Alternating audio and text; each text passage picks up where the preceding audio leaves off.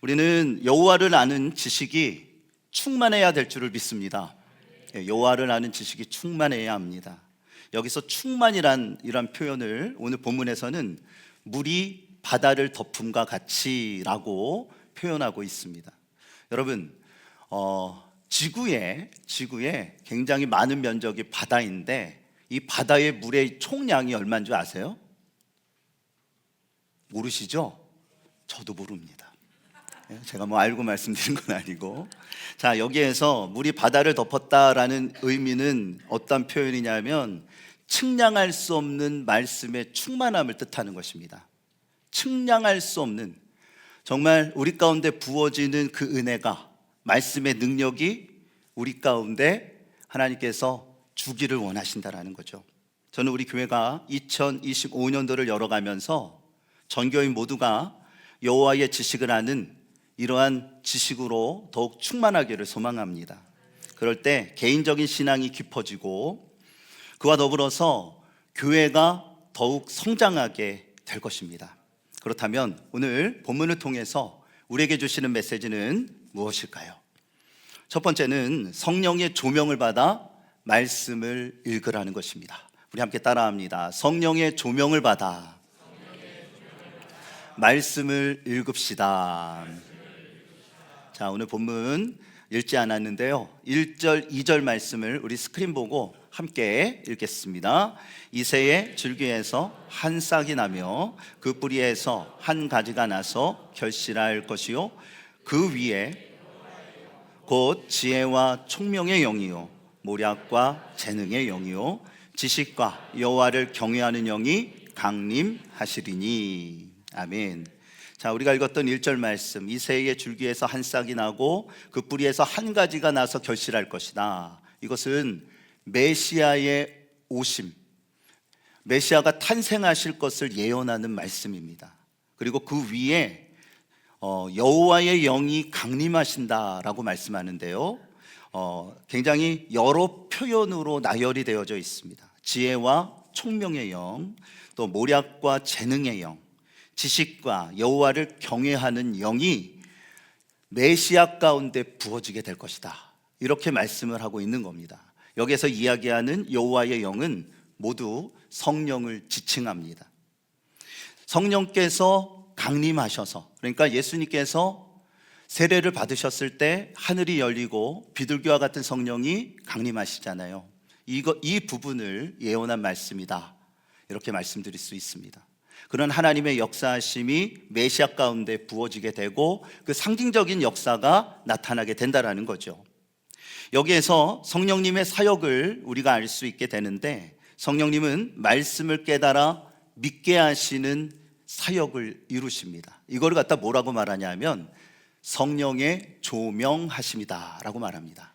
성령의 조명, 말씀을 깨닫게 하시고 그 깨달은 말씀이 믿어지게 하시는 역사, 이 사역이 성령께서 행하시는 사역이라는 거예요. 여러분, 우리가 성경을 읽어갈 때 참 여러 가지의 방법들이 있으실 겁니다. 이때에 어느 방법이든 우리가 이제 맥체인으로 올 한 해 전교인이 함께 나아가지만, 여러분, 우리가 말씀을 대하고 읽을 때마다 성령의 조명하심을 구해야 합니다. 하나님, 지식으로 끝나지 않게 하시고 이 말씀이 깨달아지게 하옵소서.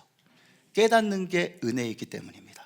그리고 그 말씀이 나의 삶을 통하여 나의 머리와 나의 가슴과 나의 손과 발이 정말 그 말씀을 믿고 삶으로 살아내게 하여 주시옵소서. 그러한 믿음, 그러한 신앙이 우리 가운데 있어야 한다는 거죠. 그럴 때에 여호와를 아는 지식이 우리의 교회 가운데, 여러분의 삶 가운데 충만하게 된다라는 겁니다. 베드로후서 1장 21절에 이렇게 말씀을 하고 있습니다. 우리 함께 읽겠습니다. 예언은 언제든지 사람의 뜻으로 낸 것이 아니요 오직 성령의 감동하심을 받은 사람들이 하나님께 받아 말한 것임이라. 아멘. 자, 여기서 보면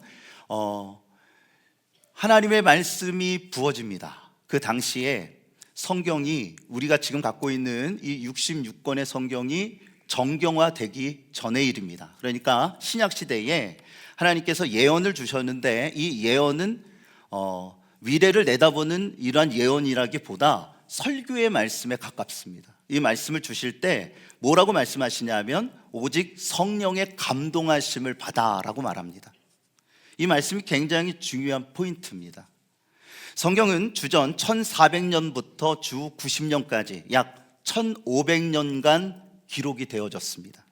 여러분이 지금 가지고 계신 그 성경이 1500년 동안 쓰여진 거예요. 40여 명의 사람들이 성령의 감동을 받아서 히브리어, 또 헬라어, 아람어로 기록이 됐습니다. 그러기에 여러분 40명의 이러한 저자들이 있다라고 말하지만 그들을 사용하셔서 한 맥으로 하나님의 거룩한 말씀을 기록하게 하신 분은 누구냐면 성령 하나님이십니다. 그러므로 성경의 저자는 성령님이시라는 겁니다. 성경은 다양한 양식을 갖고 있습니다. 역사적인 내용도 담고 있고 또 시적인 문학과 자문과 같은 지혜와 또 복음서의 예수님의 이야기 등 여러 가지 많은 내용들이 담겨져 있습니다. 이때 여러분 구약과 신약의 성경이 한 흐름으로 연결되어져야 합니다. 여러분이 성경을 읽으실 때, 왜냐하면 그렇게 쓰여졌기 때문에 그렇습니다. 어떻게 관통되어져야 할까요? 예수 그리스도로 관통되어져야 합니다. 구약은요 예수님 곧 메시아가 오심에 대한 예언의 말씀이고요, 신약은요 메시아가 이 땅에 오신 증언의 메시지입니다. 그렇기 때문에 우리는 하나님의 말씀을 읽을 때 저자가 되시는 성령님의 도움을 받아야 돼요. 성령의 조명하심이 있어야 한다라는 것입니다. 우리는 한 해 동안 맥체인 성경 읽기 여러분 시작하셨죠? 시작하신 분 아멘 하시기 바랍니다. 안 하신 분 대답하지 마시기를 바랍니다. 맥체인 성경 통독을 우리가 함께 합니다. 지난주에 여러분 그 성경 읽기표를 나눠드렸고 주보 안쪽에 보면 한 주간에 우리가 읽어야 할 성경 통독에 대한 이러한 내용이 기재가 되어져 있습니다. 그리고 요즘은 이제 우리가 종이로 된 성경뿐만 아니라 우리나라가 세계의 최고의 IT 국가인데 스마트 성경으로 많은 분들이 또 읽으시더라고요. 그래서 갓피플 성경을 추천해 드렸습니다. 갓피플 성경에 들어가시면 통독 계획을 클릭하시고 그 안에 맥체인 성경 통독이라고 있어요. 그래서 우리가 성경을 4군데로 나누어서 하루에 4장에서 5장을 읽게 됩니다. 지금 어디 읽고 있죠? 창세기, 마태복음, 그리고 에스라, 사도행전. 자, 이 말씀을 읽고 있는데 지금 핸드폰 만지지 마시고, 왜 지금 합니까? 지금 하지 마시고, 이따가 집에 가서 아니면 예배 끝나자마자 하세요. 자, 거기에 보면 또 이렇게 찾기가 어르신들은 좀 불편하실 수 있겠지만 또 이제 이 갓피플 성경을 통해서 읽으면 자동으로 찾아집니다. 알아서 글로 가요. 그래서 우리가 성경을 읽을 수 있고 들을 수도 있습니다. 그러면서 중요한 건 뭐냐 하면 어떠한 방법이든 간에 하나님의 말씀을 우리 교회가 함께 읽어가는 것입니다. 각자마다 다 성경 읽기에 대한 계획이 있으실 거예요. 그것은 그대로 진행을 하시고 중요한 건 말씀 중심의 신앙 2025년도를 우리가 열어가고 말씀으로 살아가기 위해서 함께 읽는 것, 이것이 굉장히 중요하고요. 또 이 부분을 나누어서 너무 목사님 복잡해요 라고 생각하실지 모르겠지만 이 성경 통독법을 통해서 하나님께서 주시는 은혜와 어떤 말씀의 능력이 있습니다. 맥을 잘 잡고 나아가고 묵상하다 보면 그때마다 필요한 말씀이 여러분의 두 눈에 들어올 거예요. 왜 아멘 안 하시죠? 믿음대로 될 줄을 믿습니다. 정말 주의 말씀을 읽으며 가까이 할 때 하나님의 역사가 일어나게 된다라는 거예요. 그래서 1년에 구약 1번, 신약 시편을 2번 읽게 됩니다. 이때에 여러분에게 제가 2가지를 권면하고 싶습니다. 하나는 시간을 정하세요. 시간을 정하시기 바랍니다. 저 같은 경우에는 새벽 예배 끝나고 집에 와서 이제 말씀을 읽는데 그렇지 않으면 자꾸 까먹게 됩니다. 그러니까 여러분이 가장 참 정신이 맑은 시간에, 그리고 말씀을 깊이 묵상할 수 있는 환경 가운데 시간을 정하셨으면 좋겠습니다. 짧게 걸리면 10분이고요. 길게 보면 20분이면 이 4장의 말씀을 충분히 읽으실 수가 있습니다. 두 번째는요, 말씀을 읽으실 때 이러한 기도를 하셨으면 좋겠어요. 사무엘상 3장 10절 말씀을 우리 다 같이 함께 읽겠습니다. 여호와여 사무엘아 부르시는지라. 사무엘이 이르되 말씀하옵소서, 주의 종이 듣겠나이다 하니. 아멘. 자, 이 말씀은 사무엘을 부르시는 하나님의 이러한 말씀에 대한 내용인데, 이때에 엘리 제사장이 사무엘에게 이렇게 얘기합니다. 하나님이 너를 부르시는 그러한 음성이 들리거든 말씀하옵소서, 주의 종이 듣겠습니다 라는 대답을 해라, 이렇게 말을 하는 장면입니다. 저는 이 장면이 굉장히 우리 가운데 중요하고 유익을 준다라고 믿습니다. 여러분, 옛날 시대에는 말씀이 지금 여러분들이 들고 다니는 책과 같은 형태가 아니었습니다. 두루마리의 양피 가죽이나 파피루스와 같은 이러한 양식으로 기록이 되어서 제사장과 어떤 율법 학자들이 그 말씀을 낭독했습니다. 그래서 포로기 이후에는 회당에서, 그 이전에는 성전에서 선포되어지는 이러한 모습들을 보게 되죠. 이때에 어떠한 마음으로 말씀을 듣느냐라는 것입니다. 들려졌을 때 말씀하여 주십시오, 주의 종이 듣겠습니다. 이 마음으로 하나님의 말씀을 들어야 한다는 것입니다. 지금 이 시대도 마찬가지입니다. 여러분, 하나님이 주시는 말씀은 눈으로 읽을 수도 있고 귀로 들을 수도 있습니다. 중요한 건 뭐냐면 우리의 마음가짐이에요. 우선은 하나님의 말씀을 올 한 해에는 내가 꼭 읽으리라는 마음의 다짐이 있으셨으면 좋겠어요. 그리고 그 말씀을 읽으실 때 많은 기도하실 필요 없어요. 이 기도만 하십시오. 따라하세요. 말씀하옵소서, 주의 종이 듣겠나이다. 예, 여러분의 마음을 열고 여러분에게 들려주시는, 일단 읽게 하시는 그 말씀을 내가 겸손히 배우겠습니다. 성령의 조명하심을 통해서 이 말씀이 깨달아지게 하시고 이 말씀이 믿어지게 하여 주시옵소서. 성령께서 역사하셔서 우리가 함께 말씀을 읽어가는 이 1년 동안의 삶을 주장하여 주시고 놀라운 말씀의 능력을 체험케 하여 주실 줄을 믿습니다. 두 번째, 우리에게 주시는 메시지는 말씀 안에서 주님과 관계성을 세워가라는 것입니다. 우리 함께 따라합니다. 말씀 안에서 주님과의 관계성을 세워갑시다. 자, 오늘 본문 10절을 다 같이 함께 읽겠습니다. 그날에 이새의 뿌리에서 한 싹이 나서 만민의 기치로 설 것이요 열방이 그에게로 돌아오리니 그가 거한 곳이 영화로우리라. 아멘. 자, 여기서 만민의 기치라는 건 뭐냐면 백성들 가운데 세워지는 깃발을 말합니다. 이 깃발이 상징하는 것은 누굴까요? 바로 메시아를 뜻하는 것입니다.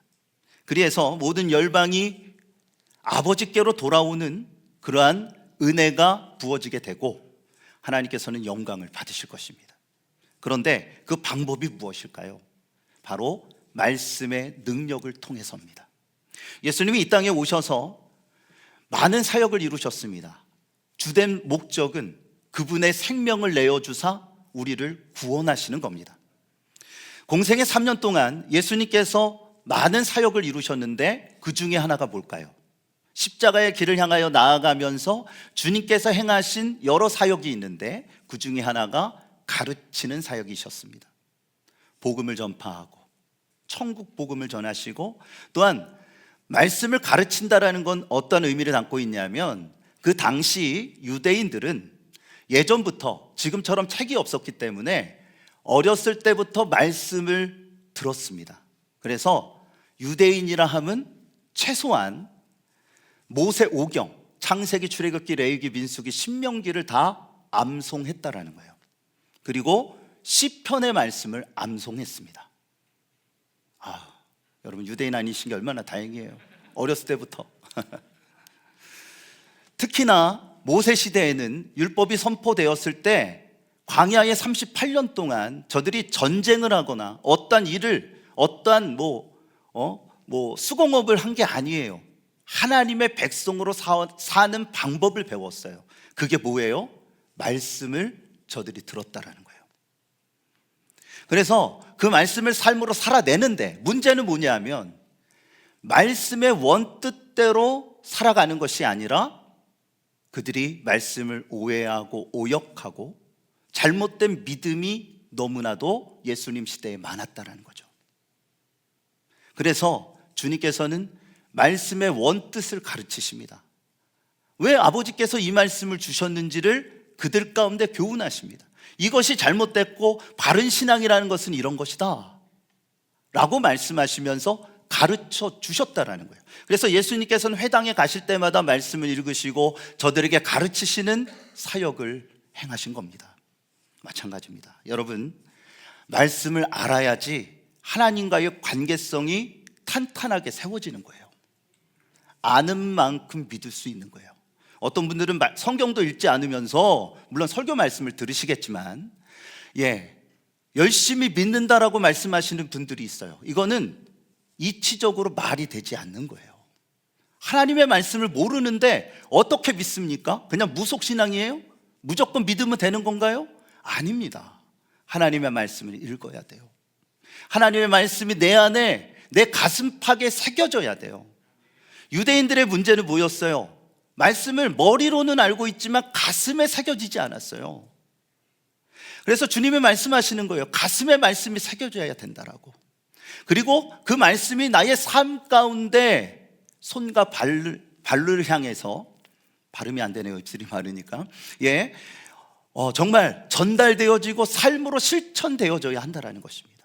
이것이 말씀을 따라 살아가는 사람들의 모습이에요. 이때에 주님께서 주시는 세 가지의 회복의 은혜가 부어집니다. 첫 번째는 뭐냐면 친밀감이에요.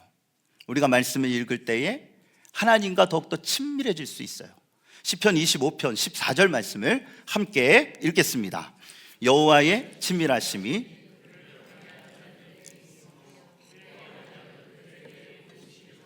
아멘. 여기 말씀에 보니까 하나님의 친밀하심이 그분을 경외하는 자들에게 있는데 어떠한 은혜가 부어집니까? 그의 언약을 그들에게 보이신다 말씀하셨어요.